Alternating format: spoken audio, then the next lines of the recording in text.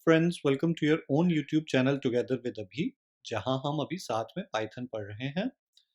Next topic जो हमारा इस वीडियो सीरीज में है वो है conditional statements. As is customary we will start with presenting the outline first कि हम क्या क्या कवर करेंगे इन कंडीशनल स्टेटमेंट्स की वीडियोस में, and then we will start making all those videos talking about those. So the first thing is conditional statements. अगर आप ट्रेडिशनली देखें तो हम दो तरीके की कवर करते हैं, one if else, the other is switch case. तो सबसे पहली चीज़ तो हम देखेंगे जो पाइथन के अंदर इफ एल्स या जो भी स्विच केस जैसे भी रिप्रेजेंट होता है उसमें कीवर्ड्स क्या होते हैं। ये जो कंडीशनल स्टेटमेंट बनते हैं तो जैसे कि आप देख रहे हैं condition is the main word hair, तो क्या क्या कंडीशंस क्या क्या ऑपरेटर्स हम यूज कर सकते हैं। Actually we are going to spend quite a good amount of time working on conditions because this is really important. बहुत समझना बहुत ज़्यादा ज़रूरी है कि कंडीशंस का मतलब क्या है, वो कैसे इवेलुएट होती हैं ट्रू या फॉल्स पे। कंडीशन चेक किस तरीके से होता है for different kind of expressions. एक नन करके हमारा कीवर्ड होता है पाइथन में।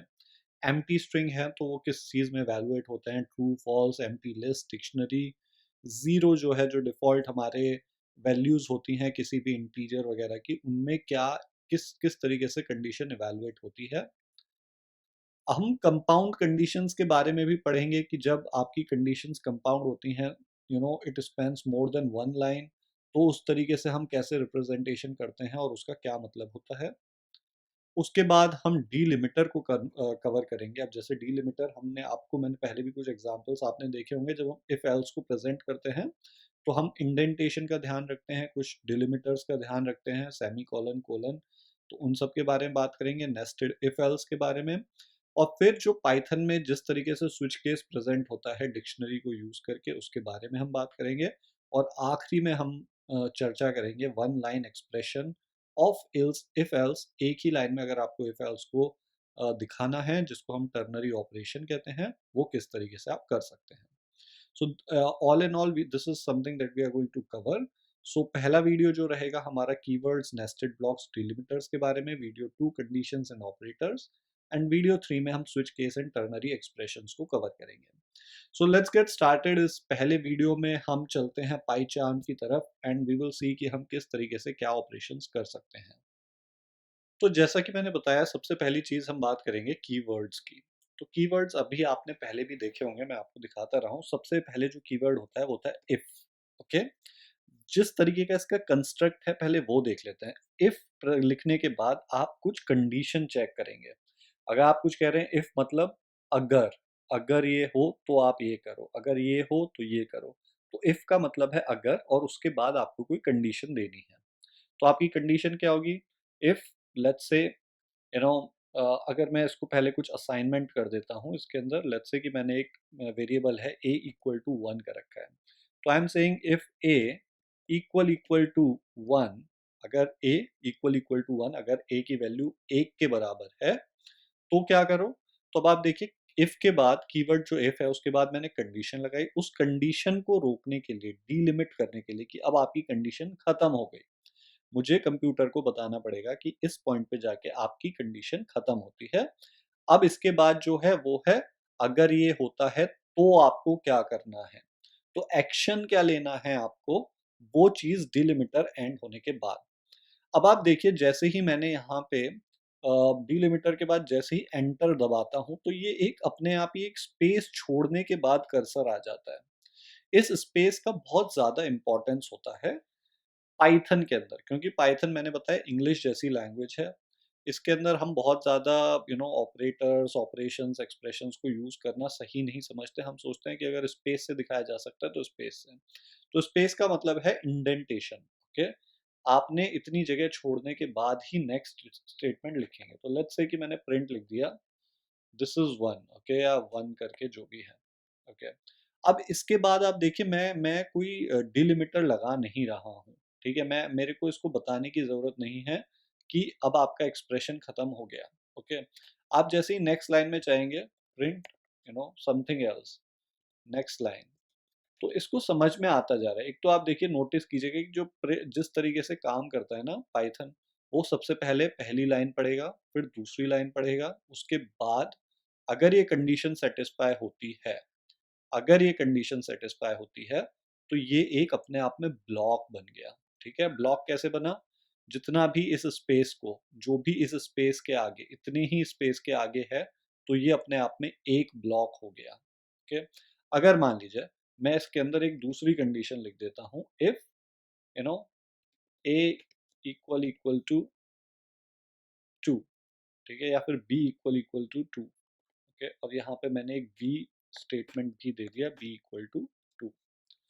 Then what you need to do, अब देखिए यहाँ पे इंडेंटेशन कितनी हो गई, मैं पूरी twice the indentation which I was giving in the first space वो आ गई। ओके, तो यहाँ पे मैंने लिखा print nested. Okay, this is nested.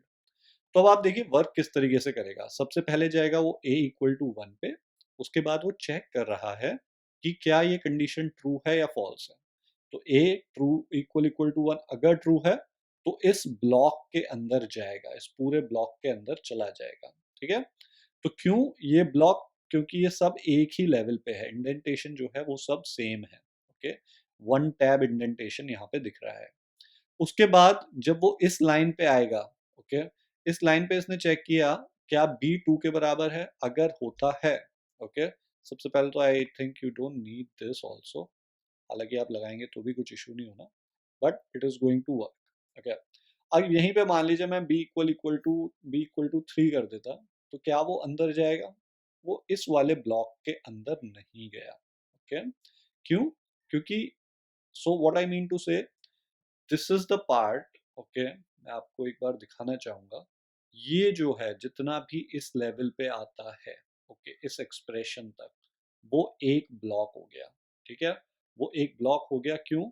क्योंकि जो स्पेस है, अगर आप देखें तो ये स्पेस यहाँ से यहाँ तक है। ओके, ये इतनी स्पेस यहाँ से यहाँ तक है। अब आपका सेकंड ब्लॉक क्या होता है? सेकंड ब्लॉक होता है आपका यहाँ से। ओके, इसके बाद जो भी आप लिखेंगे, इतने लेवल पे जो भी चीज़ आएगी, वो सारी आपकी सेकंड ब्लॉक हो गई। तो इंडेंटेशन बहुत इंपॉर्टेंट है। ओके, इंडेंटेशन बताता है कि आप किस ब्लॉक के अंदर हैं। ठीक है, सो ये तो इंडेंटेशन और ब्लॉक की बात हुई। अब मैं नेक्स्ट चीज़ जो बताने वाला हूँ वो है कीवर्ड्स। द कीवर्ड्स पे हम अभी चर्चा कर रहे थे, तो कीवर्ड्स, नेक्स्ट कीवर्ड आपका क्या आएगा? तो आप दूसरी कीवर्ड देना चाहते हैं L if. Okay, L if का मतलब क्या है? एल्स इफ, अगर ये नहीं तो क्या ये है, दूसरी कंडीशन है या नहीं, if a equal equal to 2। ठीक है, अगेन आप देखिए ये ब्लॉक कहाँ पे आ गया, प्रिंट इट्स 2। तो आई होप आपको ये बात समझ में आ रही होगी जो मैं ब्लॉक वाली चीज कह रहा हूँ। और इसके बाद अगर कुछ भी नहीं है, अगर आप कोई कंडीशन चेक ही नहीं करना चाहते, आपने क्या चेक किया, let's write it default. Okay, तो आपने चेक किया क्या 1 है? उसने कहा नहीं 1 नहीं है, लेट्स से इट इज, यहाँ पे मैं इसको 2 कर देता हूँ। तो मैंने सबसे पहले एज अ प्रोसेसर में आया, मैंने देखा ए इक्वल टू 2 है। 2 करने के बाद मैंने कंडीशन चेक करी, क्या ए 2 के बराबर है? वो कहेगा नहीं है। नहीं है, तो इसका मतलब ये जितना भी ब्लॉक है जो कि सेम लेवल पे है, जो मैं आपको बार बार दिखा रहा हूँ, ये जितना भी ब्लॉक यहाँ पे आता है, उस सब ब्लॉक को आप हटा दीजिए। इस ब्लॉक पे, यहाँ से यहाँ तक का, इस डिस्टेंस पे जो ब्लॉक आ रहा है, इसके अंदर आप मत जाइए। ठीक है, ये पूरा का पूरा इग्नोर हो जाएगा। ठीक है, अब उसके बाद it will come to the next block, क्योंकि ये सेम लेवल पे है। तो इसने चेक किया अगर a इक्वल टू 1 है तो आप इसके अंदर जाइए, नहीं है तो क्या a 2 के बराबर है? उसने कहा हाँ है। अगर है तो ये जो इंडेंटेशन है अगेन उस लेवल पे, उसके अंदर आप चले जाइए। ठीक है, अगर ये सेटिस्फाई होता है वेल एंड गुड, नहीं तो वो नेक्स्ट स्टेटमेंट पे आ जाएगा। तो आपका किस तरीके से चल रहा है, पहले 1, ओके, फिर 2, फिर 3। Okay, because it is at the same level. So this is very important, please note that. इसके बिना यू नो इफ एल्स या आप इंडेंटेशन को नहीं समझ पाएंगे। तो इंडेंटेशन समझना बहुत ज़रूरी है। Okay, so it works like 2। अगर मान लीजिए ये 3 होता तो इसका क्या मतलब है कि ये पूरा का पूरा डिफ़ॉल्ट में आ गया। तो अब नेस्टेड को मैं थोड़ा दोबारा से इन पॉइंट्स को कवर करना चाहूँगा। अब इसी के अंदर आप इफ एल्स और भी लगा सकते हैं, ठीक है? तो ये इसके अंदर आ गया, ठीक है? एंड यहाँ पे मैं कह रहा हूँ कि बी इक्वल टू, हम लोकल स्कोप और ग्लोबल स्कोप की भी बात करेंगे, तो अभी स्कोप से ज़्यादा आप परेशान ना हो। इसके लिए मैं let's use c actually, so you don't get confuse. C equal to 1, okay? तो हम कहेंगे if c equal equal to 1। अब देखिए इंडेंटेशन चेंज हुआ, okay? I am saying print it is 21, okay? Print 21। Elif आप इसके अंदर भी लगा सकते हैं। अगर आप एलिफ नहीं भी लगाना चाहते, आप सीधे एल्स भी लगा सकते हैं। Print, okay, something else, okay?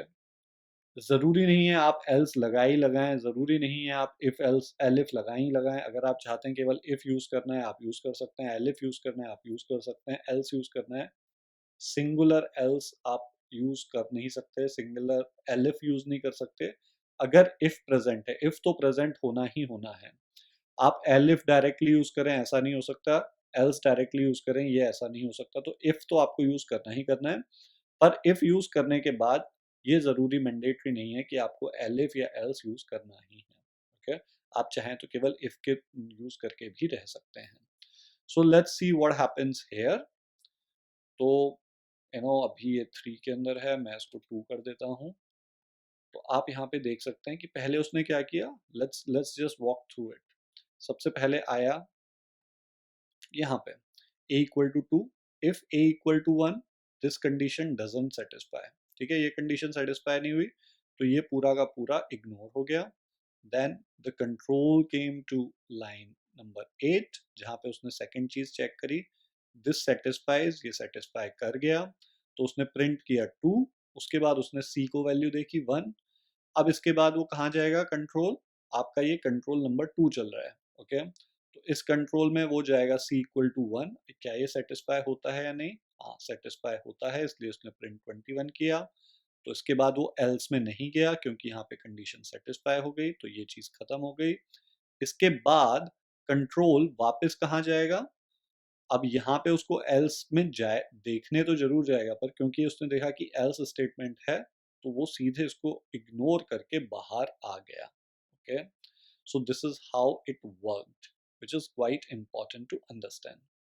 So that is why अगर आप यहाँ पे keywords की बात करें, तो mainly keywords आपके क्या क्या थे? Keywords आपके mainly 3 ही होते हैं, if, elif और else, ठीक है? ब्लॉक्स समझना, इंडेंटेशन समझना बहुत इंपॉर्टेंट है। ब्लॉक्स और indentation, this is really important कि आपका कंट्रोल वर्क कैसे कर रहा है, कंट्रोल वर्किंग किस तरीके से कहाँ जा रहा है, वो समझना बहुत ज़रूरी है। आप नेस्टेड यूज़ कर सकते हैं, कोई परेशानी नहीं है। अब नेक्स्ट जो हम बात करेंगे वो है कंडीशंस की, कि कंडीशंस क्या कैसे होती हैं, वो काफ़ी ज़रूरी है। उसके साथ साथ मैं आपको ब्लॉक्स दोबारा से रिवाइज कराता जाऊंगा, जिससे कि आप समझ जाएं। तो ये एक तरीका होता है देने का। एक और तरीका मैं आपको बता देना चाहता हूँ। अभी आपने देखिए यहाँ पे डिलिमिटर, मैंने केवल एक ही डिलिमिटर की बात करी, वो है इफ एलिफ और कंडीशंस वगैरह को स्टॉप करने के लिए, ठीक है? जहां जहां आप इफ को यूज कर रहे हैं, आप एक डिलिमिटर यूज कर रहे हैं जो कि है कोलन, ओके? अगर उसके अलावा किसी भी लाइन को रोकने के लिए आपने कोई डिलिमिटर यूज नहीं किया, ठीक है? तो क्योंकि जब आप नेक्स्ट लाइन में पहुंच जाते हैं, तो पाइथन में ऑलरेडी पता चल जाता है कि ये लाइन टर्मिनेट हो गई है। और अगर आप मान लीजिए एक ही लाइन में दोनों लाइन को लिखना चाहते हैं, तो आप लिख सकते हैं, कोई परेशानी नहीं है, कोई प्रॉब्लम नहीं होगी, सेम रिजल्ट रहेगा। This is something that you can do. तो एक लाइन में भी आप 2 स्टेटमेंट्स को लिख सकते हैं, उस केस में आप डिलिमिटर सेमीकोलन यूज करें please, okay? So that's all for today, see you in the next video, hope you like this video. Please to subscribe to this channel to keep us motivated. Thank you.